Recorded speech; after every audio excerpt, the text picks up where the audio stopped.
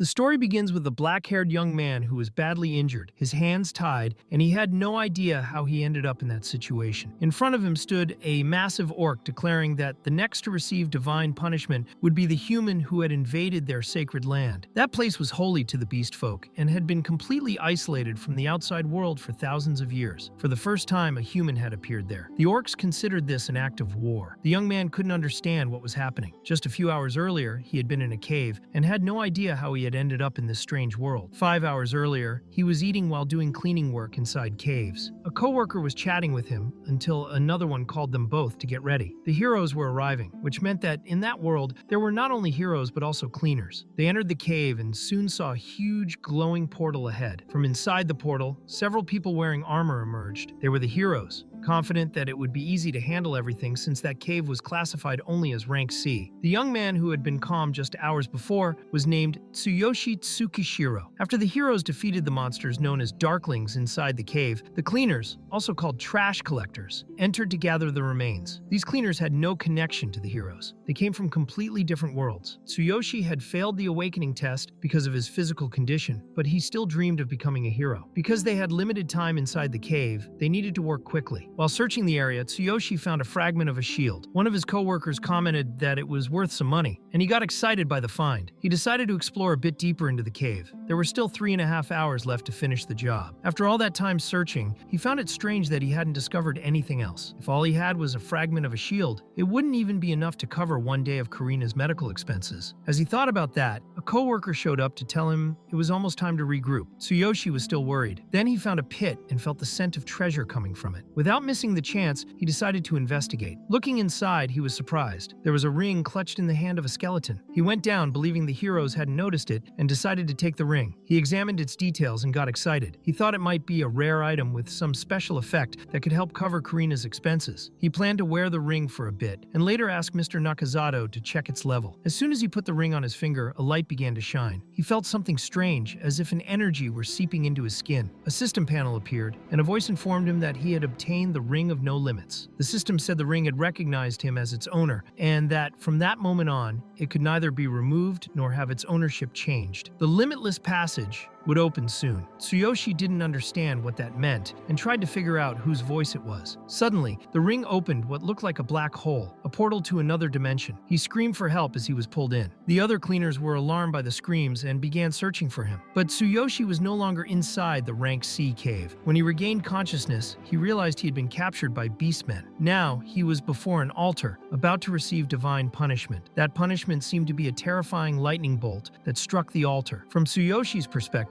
it was clear that place was considered sacred by them. The Beast King was present and wanted to begin quickly, as there were 3 criminals to be executed. The first was forced to kneel, an ogre who had sold confidential territorial information to elves and humans, branded a traitor to the nation. The Divine King's hammer, surrounded by punishing lightning, came down on him with crushing force. The orcs cheered at the execution. The next to receive punishment was the human who had entered their sacred land, the first human ever to be punished there. Tsuyoshi was desperate, trying to understand how things had escalated to that point. He had only gotten lost and arrived there by accident. He still thought of his sister Karina. He needed to return to her, and he still dreamed of becoming a hero, so he didn't want to die there. At the moment the lightning of divine punishment fell upon him, he managed to dodge it. Everyone was in shock.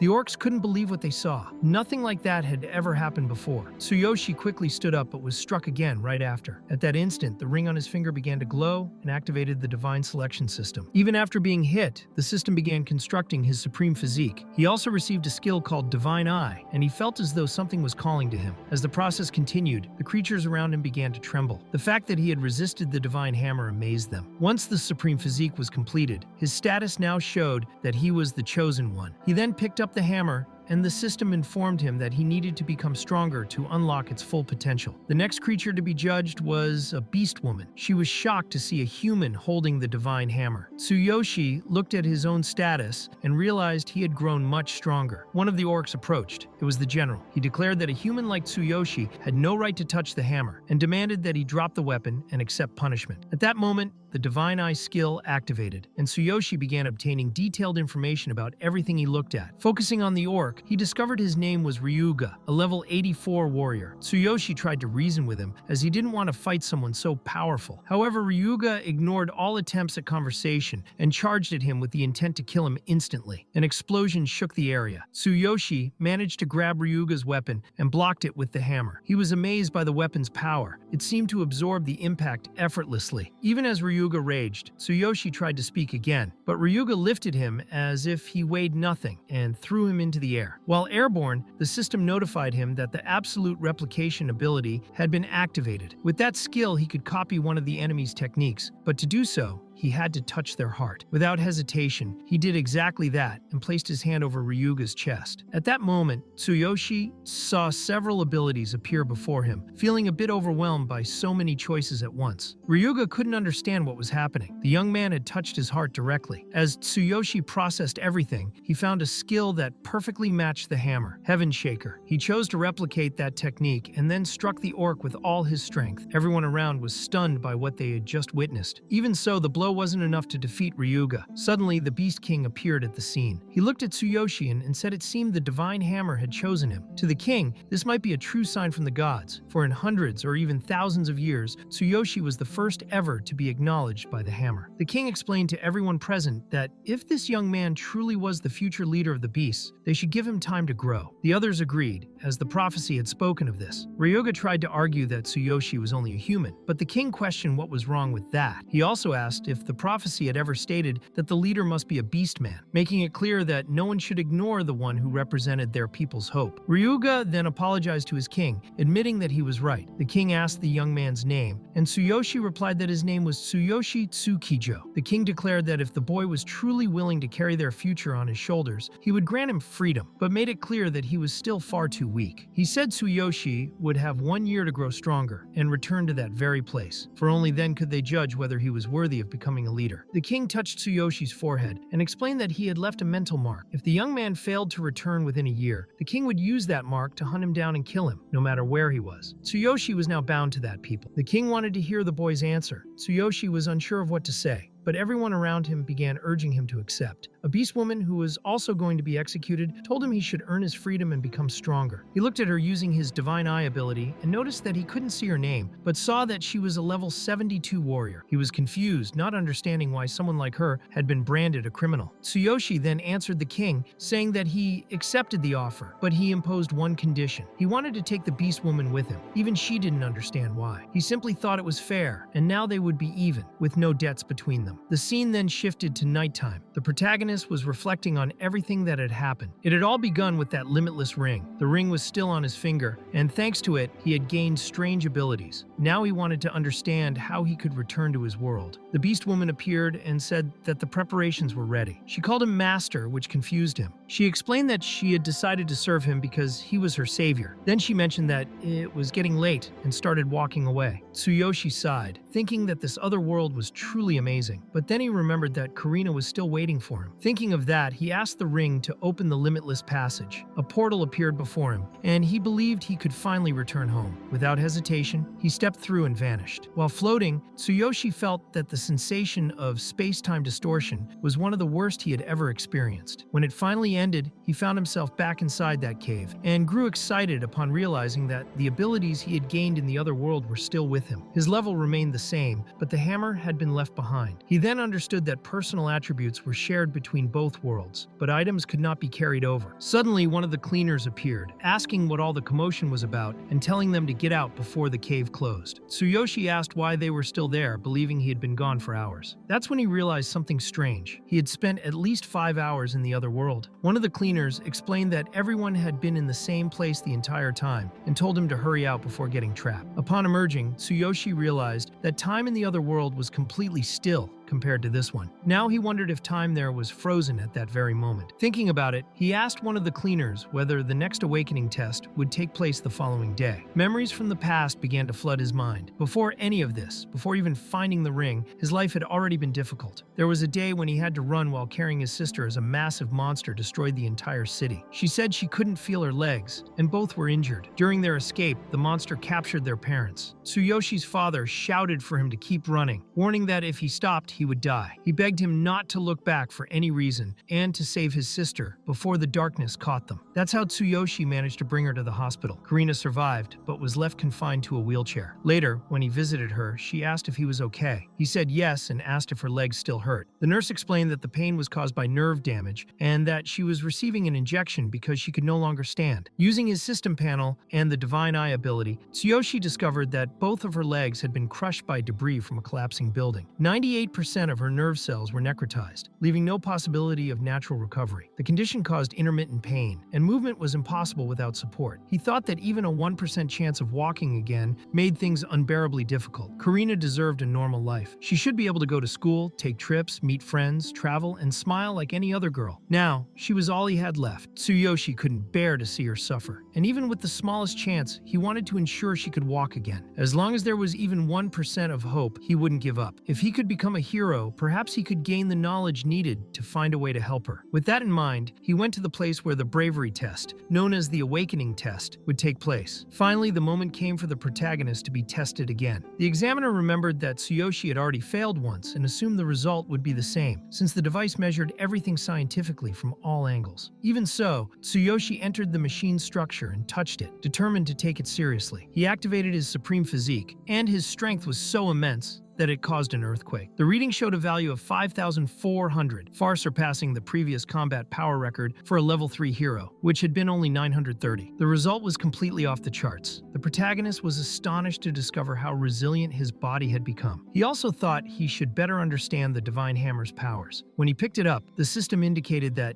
due to his current limitations, he could only hold it for 1 second. Even so, he believed that would be enough time for the machine to calculate his combat power. As soon as he touched the machine with the hammer, it activated again. He unleashed everything he had, and an earthquake struck the city. The machine overloaded, and a blackout spread through the facility. The examiner announced that the test was suspended and ordered everyone to evacuate. The protagonist, now unrecognizable, frightened the evaluator. Leaving the area, Tsuyoshi realized he had underestimated his strength and that all his energy had been drained in just 1 second. So he decided not to use the divine hammer again until his body became strong enough. Even so, he was happy. He was now officially a hero. Afterward, he went to the training fields, where a man named Gaia introduced himself as the one responsible for training the heroes. Checking through the system, Tsuyoshi noticed Gaia was weaker than him. Gaia informed the rookies that the next day they would enter a rank D dungeon. With some real experience, they would discover which profession best suited each of them. Many were surprised as they expected basic training, but Gaia made it clear there was no time for that. They needed to sharpen their skills through real combat. Later, Tsuyoshi returned home, and since the cooldown period had ended, he decided to go back to the other world. It was nighttime, and the scenery looked just as it had before. His clothes also reverted to how they were the first time, and everything he had left there had returned to its original state. The beast woman appeared and asked if everything was all right. He said it was nothing serious and seemed eager to level up. He mentioned that there were level 3 goblins nearby and asked for her opinion. The woman warned him to be careful because there were many enemies. They went together and she decided to strike first. Tsuyoshi got excited and clapped as he admired the movements of the level 72 warrior. He asked to learn the technique she had used. The cat-eared girl explained that the instant strike was a skill reserved for advanced warriors and that he wasn't ready for it yet. The boy replied that, in that case, he would become a warrior too, since she was by his side. When he changed his class, she blushed. More goblins appeared, and Tsuyoshi decided to face them alone. Borrowing the beast woman's daggers, he defeated several enemies at once. She was impressed, since it would have been difficult for someone of his level to defeat a group of 6 goblins. Tsuyoshi found it surprisingly easy and went after the remaining ones. Among the items left by a goblin, he found a wooden staff. Though simple, he thought it could be useful. The woman warned him that they needed to find better equipment because what he had offered almost no defense. The protagonist agreed with the Beast Woman, and the two continued advancing together. Along the way, he decided to open his system panel. He noticed that there were 2 available slots, one of which was occupied by the Divine Hammer. He also realized that as he trained and leveled up, the storage spaces within the Divine Consciousness inventory increased. He began to wonder how he could expand those spaces even further. Suddenly, the Beast Woman shouted for him to be careful. Several level 4 goblins appeared all at once. The warrior charged into battle without hesitation, but Tsuyoshi asked her not to interfere. He wanted to earn more experience points on his own. During the fight, his wooden staff broke, and he grew frustrated with the weapon's fragility. Even so, he kept fighting every goblin that appeared. When he defeated the last enemy, he realized he was becoming stronger than he had imagined. He remembered when he was just a janitor, overhearing heroes complain that level 3 and level 4 kobolds barely gave 10 experience points. Back then, the guild took almost everything, and the heroes hated it. But now, in this new world, he could keep all the experience for himself. Moreover, the monsters seemed to give far more points. He thought that was incredible. Afterward, they went to the dungeon boss. The Beast Woman warned that the goblin there was possessed by darkness. Tsuyoshi was shocked. He remembered that his own world also had darkness hidden deep in its caves. He wondered if it could be the same entity. The dark goblin looked strikingly similar to the one that had killed his parents. The warrior explained that enemies consumed by darkness were extremely dangerous. Even though the boss was only level 6, its power was multiplied by the darkness. This force was shrouded in mystery, and that's why she didn't want the protagonist to face it alone. Even so, Tsuyoshi insisted. He wanted revenge at any cost, even if he didn't know whether the 2 worlds were connected. He charged at the boss but was struck hard. The blow was so strong that his clothes tore and his body trembled. He felt weak but refused to lose to those who had destroyed his family. Then he activated his supreme physical condition. Even without a weapon, he believed his own body was enough. He struck the boss with a powerful punch. The impact was so intense that the enemy was obliterated. With that, the protagonist reached level 4. He told the warrior that he intended to eliminate all beings of darkness. However, his arm had been severely injured during the attack. If it wasn't treated quickly, he might lose it. Suddenly, he collapsed. The Beast Woman laid his head on her lap and applied a special medicine, telling him not to worry. An hour later, the protagonist woke up feeling much better. Some small creatures were nearby while he rested. The girl was relieved that the medicine had worked. Tsuyoshi felt energized and stronger than before. Soon after, they received their dungeon rewards. Among the prizes was a dark treasure chest. The protagonist was surprised to find it. When he opened it, he obtained a set of equipment belonging to the dark goblin. However, he realized he only had 1 free slot left in his inventory. Even so, he decided to store the armor. They exited the dungeon, and outside, the warrior crafted a black shirt for him. He put it on and thought it looked great. Then he figured that now, with his level up and decent equipment, it was time to return. Tsuyoshi went back to his apartment and collapsed onto his bed. He thought that switching worlds wasn't as simple as it seemed. To return, he had to wait for the Beast Woman to fall asleep, and only then was he transported back. But this time, he had gained many good things. The next day, he decided to test the Dark Goblin set and noticed that the outfit even had special abilities. After putting the set back into his inventory, his phone rang. When he answered, he heard the head nurse's voice saying that some scary people were at the hospital trying to take Karina, claiming she owed them money. That caught Tsuyoshi off guard. Furious, he rushed straight to the hospital. When he arrived, he found a few men harassing Karina. One of them explained that her brother had borrowed money and failed to pay it back on time, so they were enforcing the contract. Their plan was to sell the girl on the black market. Karina couldn't believe it. She was certain her brother would never sign such a thing. The man said that her brother had been making weekly payments, but the amount didn't even cover the interest. Suddenly, Tsuyoshi appeared, but not like an ordinary man. He kicked the door open with force, hatred burning in his eyes, and declared that they were all miserable scum who should prepare themselves. The loan shark mocked him, saying he didn't even need a defective sister. Tsuyoshi punched him so hard that the man's glasses shattered and his teeth flew out. The thug's guard tried to attack, but Tsuyoshi broke his arm instantly. Seeing the situation spiral out of control, the man with the glasses drew his gun and fired, but Tsuyoshi caught the bullet in his hand as if it were nothing. Everyone in the room was stunned. The protagonist said that he was now a hero. The 3 criminals began to tremble. The nurse called security, reporting that loan sharks had threatened a patient and her brother. But before the guards could act, the thugs were already trying to flee. One of them stammered that it was fine if the boy didn't pay